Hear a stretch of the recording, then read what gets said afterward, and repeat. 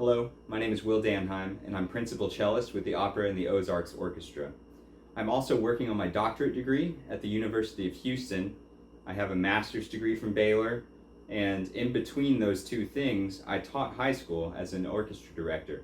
I've also spent time as a private lessons teacher, and I've been a judge for high school auditions. One of the things that I want to emphasize is that those metronome markings are not all mandatory. Read the instructions carefully and ask your teachers. But I've been a judge before, and if I'm listening to an etude or an excerpt and it's really fast, but there's notes that are missing, what I prefer is someone that plays a little bit slower with more notes, more rhythms, and a better tone quality.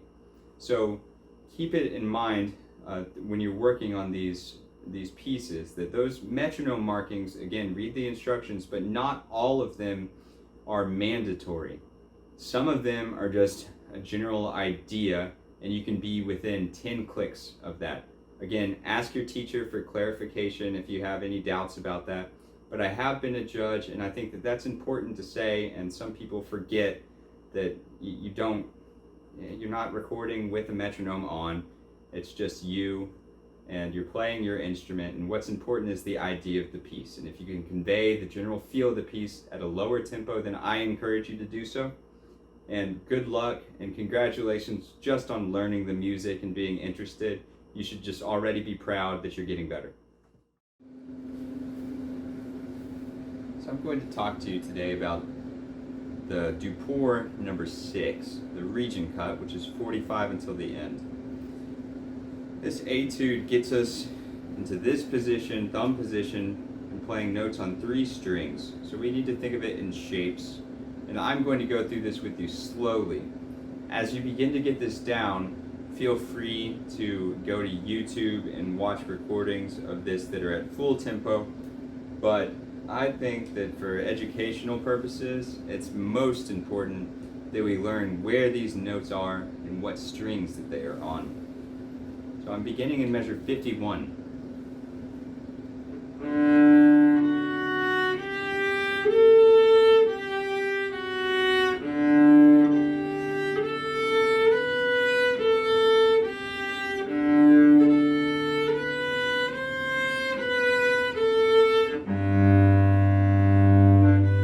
Now I shift first finger. Shift. Half step, shift, shift. Now we're in more familiar territory. I'm going to pause in between the notes and try and show you the shapes this time. So when you get to this measure 51, shift, shift.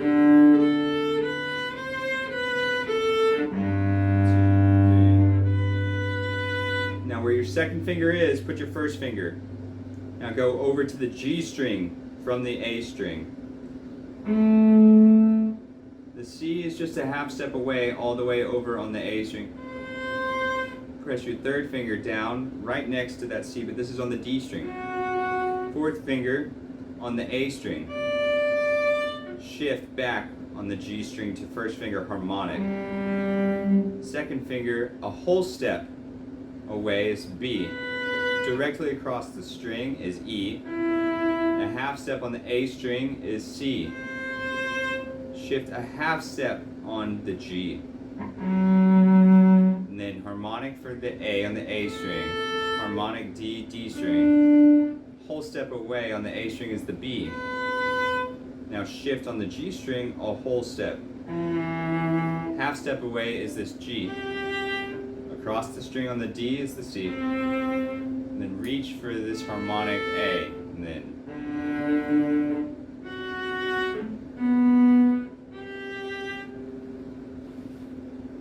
So I'm going to do this again, and I'm going to go through the whole region cut at a very slow tempo. And my hope is that you can learn where these notes are and then begin moving the metronome forward in your own practice.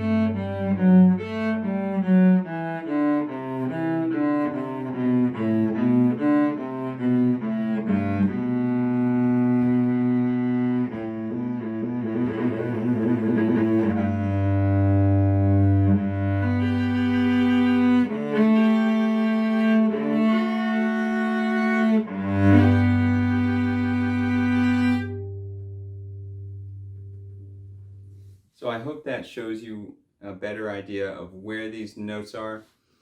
Definitely encourage you to pause the video, mark every time in your part where you have a shift, and pay special attention to that hand position in measures 53 through measure 54, really. It's all that stuff, and each note's on a different string, and there's all about the shapes there. For popper number 2, I'd like to take you through these notes and these shifts. So I'm not worried so much about the right hand right now. I'm going to talk about the left hand and where these notes are. This is the region cut. So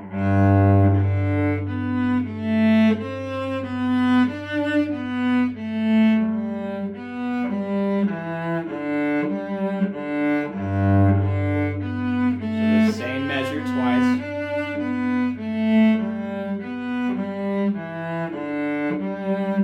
Now we begin to change. Shift to D, extend. Shift back to first position.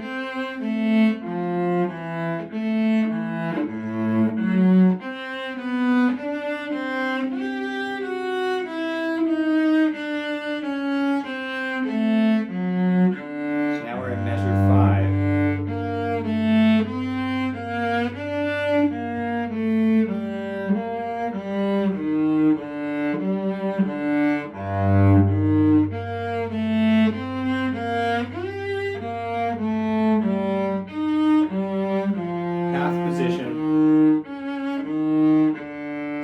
The 4th line, the first measure. So this is measure 7. This note, I would write B over it because there's a lot of leisure lines there. But we're going for a B.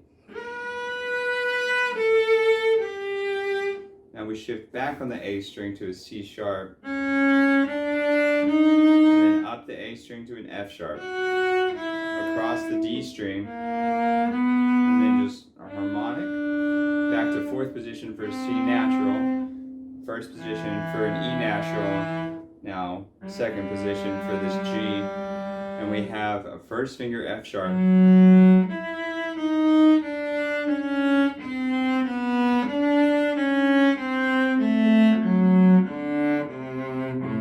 so this is the 5th line, 1st measure.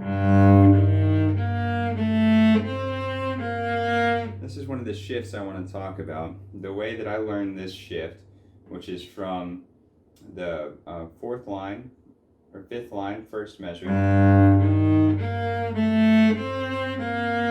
We're shifting to a 1st finger C. The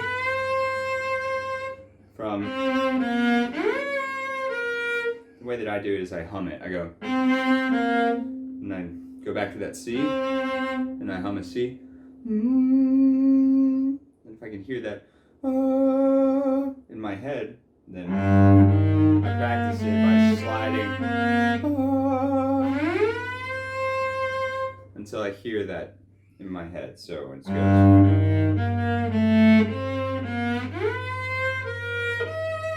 Now we've been in thumb position. It looks like this. This 1st finger C, thumb is on B flat. Then we have this shape, which is thumb, whole step, half step. This gives us an E flat. Now we have the thumb again, cross over to the D string.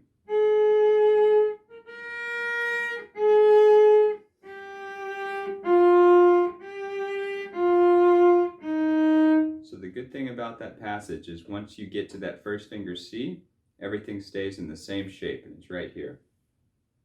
So I'll play that one more time. Here we go from the 5th line, 1st measure.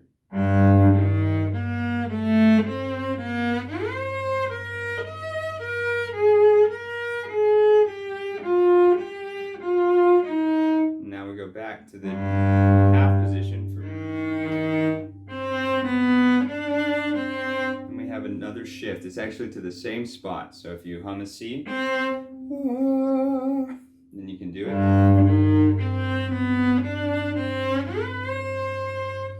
The difference here is instead of going back to the thumb for the B flat like we did last time, we go over to the D string for the G. now we're in the same position for all of those notes. And then we go over to the G string. And this is where the position changes. We go a half step away with the second finger. And then we go with the third finger. So I'm going to play again. And we'll go from the 5th line from the top, 2nd measure. And the 3rd note. So this is when we're back in half position.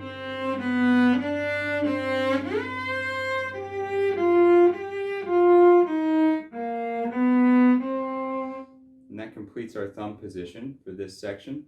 So now we're going to measure 1, 2, 3, 4, 5, 6, 7, 8, 9, 10 to measure 11.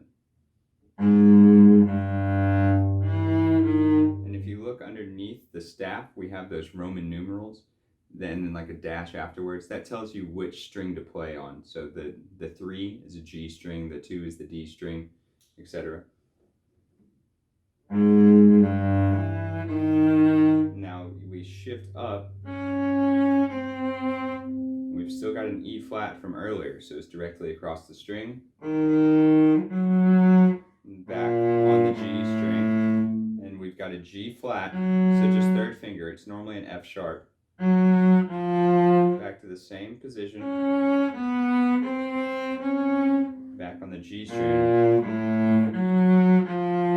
And this time we shift the 3rd finger and reach for an E flat. A whole step away is the D flat. And directly across the string for the F. And then extend right across the string from that E flat. We have this this note, this A flat right here. And then we go back on the G string. Now we go over to the A string.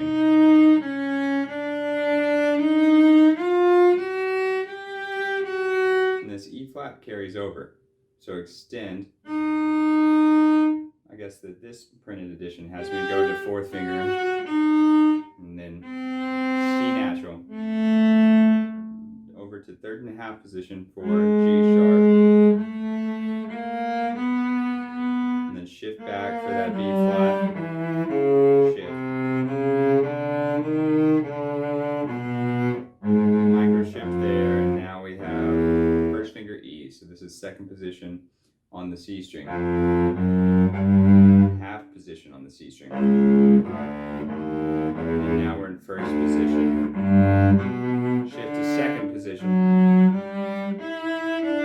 A half step to a G natural here. Now a half step, or actually a whole step to 4th position, because a G double sharp is just an A natural. And then shift a half step to get a 4th finger G sharp. 2nd finger. Now shift. 1st or 2nd finger F natural.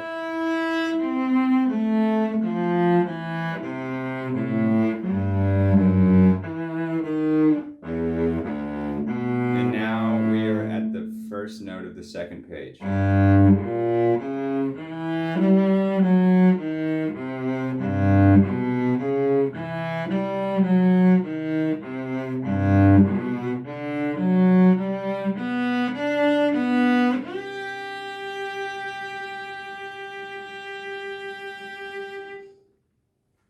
So as you watch that video, make sure that you pause, and that way you can find and mark those shifts. The way that I mark a shift is, I'll see if I can show you on the camera.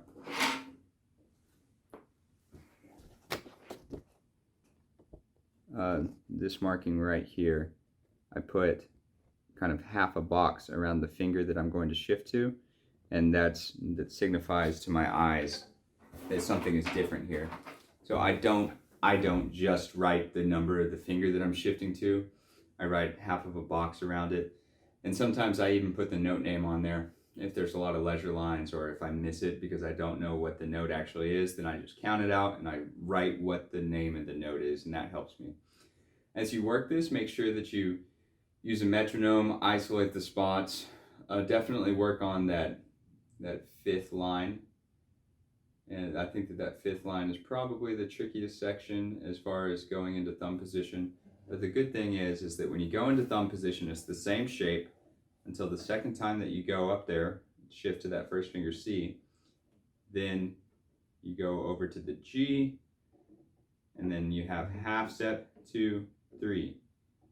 So those are all, your fingers are almost touching. And then you go back to the open G string. So work it up in sections, and then you can begin the long bowings. And remember that this etude is about shifting, and those shifts can be smooth. It's okay to hear the shift. So if I'm looking at the fourth line first measure and I'm going for that B, it's okay to have a little glissando that into the note. And so if it's a slur, I actually use it to make sure I get to the note. So, and the shifts will be apparent because there's long bows in this. I hope this helps. And then once you're ready to put it up to tempo, go to YouTube. You can find performances of this piece, and there's videos of cellists playing it. But don't move it up to the tempo until you've moved sections with the metronome. If you start with like the metronome quarter note equals, let's say 40, then move it up to quarter note equals 46, and then to quarter note equals 52, quarter note equals 58, and do those small sections.